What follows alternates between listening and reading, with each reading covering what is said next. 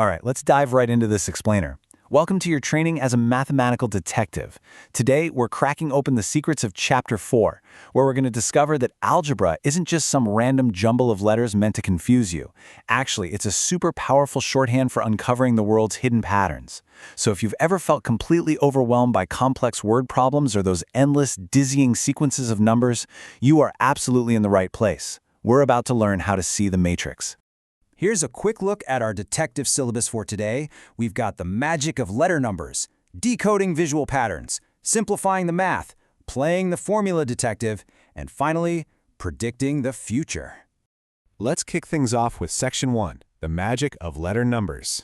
We're starting with the absolute core tool of any formula detective, the letter number, or as it's more formally known, the variable. This is literally the foundation for turning long, complicated explanations into something clean and usable. Just think about how we normally write things out. Take a standard, kind of clunky sentence like, Shabnam's age is 3 years more than Aftab's. Now, if you're calculating this over and over for different ages, writing that out or even just holding it in your head gets exhausting pretty fast. But watch how it transforms into this sleek, text message-style algebraic shorthand. We just grab an S for Shabnam, an A for Aftab, and suddenly, boom, we have S equals A plus 3.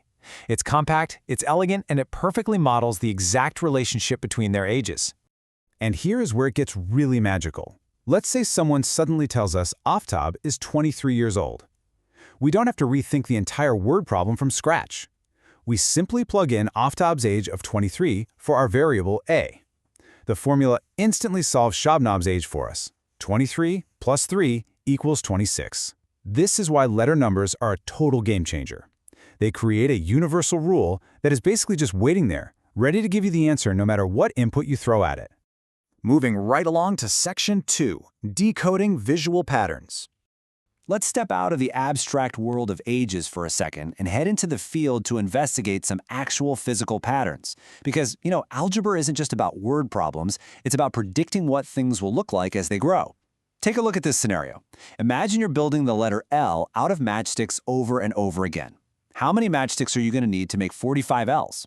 If you were asked to count this manually, laying them all out on a giant table, that sounds impossible, or at least incredibly tedious. But wait, every single L needs exactly 2 sticks. There's a clear pattern here. We can just confidently state that the total number of matchsticks equals the number of L's multiplied by 2. So, for 45 L's, our formula is just a simple 45 times 2, giving us a neat 90. But what happens when things get a little trickier? Check out this sequence of connected squares made of matchsticks. The first square takes 4 sticks, sure. But the second square shares a wall with the first one, so it only takes 3 extra sticks. The third square takes another 3 extra sticks. It's like a chain. The pattern isn't just multiplying by 4 anymore because they're connected. We need a new rule.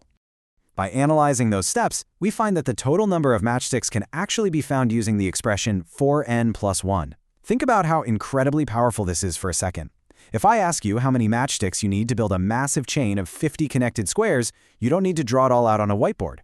Instead of counting matchsticks one by one, we just drop 50 into our n slot. 4 times 50 is 200, plus 1 is 201. We instantly know the answer is 201. We entirely bypass the busy work just by finding the hidden structural rule. All right, let's jump to Section 3, simplifying the math. Every good detective needs to clean up their crime scene, right? If there's clutter everywhere, you can't see the clues clearly. In math, we call this cleanup process simplifying like terms. Let's look at a super relatable example. Imagine you're tracking your pencil sales over 3 days. On day 1, you sell 5 pencils. Day 2, you sell 3. Day 3, you sell 10. If C represents a pencil, your total revenue equation looks like a messy 5C plus 3C plus 10C. But honestly, who writes down every individual batch like that? We can clearly see these are all the exact same item. They are what we call like terms. So we tidy it all up, group them together, and add the numbers to get a nice, perfectly clean 18C. But there's a really vital rule to this cleanup process. Look at the expression 18C plus 11D. Let's say C still stands for pencils, but now D stands for erasers. Remember, you literally cannot combine pencils and erasers into some weird super item. Well, actually, maybe you could tape them together. But mathematically speaking, because C and D represent entirely different things, they are unlike terms. Therefore, you can't just mash 18 and 11 together here. This expression 18c plus 11d is already perfectly clean. It's in its simplest form. A truly good detective knows exactly when to stop organizing. Which brings us to Section 4, the Formula Detective. Now that you're getting the hang of variables and cleaning up expressions, it's time to put your new skills to the test on the actual Formula Detective Y machine from Chapter 4. This table shows us how this theoretical number machine processes its inputs.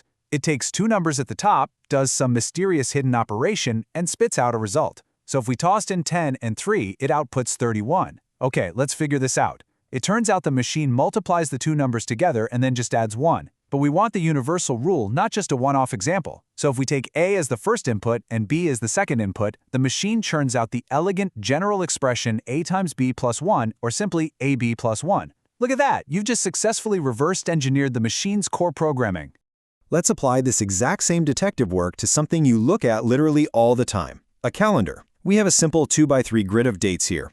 Let's just randomly assign the bottom middle date to the variable W. Because we already know how calendars are structured, 7 days in a week, right? We can deduce the value of every single square around it without even knowing what month or year we're looking at. If that bottom middle is W, we can instantly tell the date directly above it is exactly 1 week prior, so that's just W minus 7. The date to its left, W minus 1. You are mapping out relationships and building formulas out of thin air just by observing everyday structures. And finally, Section 5, Predicting the Future. For our grand finale, we are going to use these tools to quite literally predict the future inside an endless matrix of numbers. Just take a look at this. It's an endless 4-column grid counting up sequentially. 1, 2, 3, 4 in the first row, then 5, 6, 7, 8 in the second row, and so on, spiraling downward into infinity. At first glance, trying to find the exact value of a massive number buried deep inside this grid feels completely daunting. Like if I asked you what number sits in the 100th row in the third column, counting it out block by block would take you all day. But hey, we are formula detectives now. We don't count, we calculate. By observing the pattern, Chapter 4 actually hands us a master key. Let R equal the row number and C equal the column number. The master formula is simply 4 multiplied by the quantity R minus 1 plus C. Armed with this one general formula, you can pinpoint the exact value of absolutely any number in any row in any column until infinity. Want to test that 100th row third column example? Let's plug it in. 4 times 99 is 396, plus 3 is 399. Boom, instantly solved. And honestly, that is the absolute superpower of algebraic expressions. It takes something literally infinite and makes it totally manageable, right in the palm of your hand. As we wrap up Chapter 4 and you step away from this explainer, I want you to ask yourself, how are you going to use letter numbers to decode the visual patterns hiding in your own world? Can you start looking around your daily life and spotting the hidden matrix of formulas just waiting to be simplified? Keep those detective eyes open. Thanks so much for joining me, and keep exploring those hidden patterns.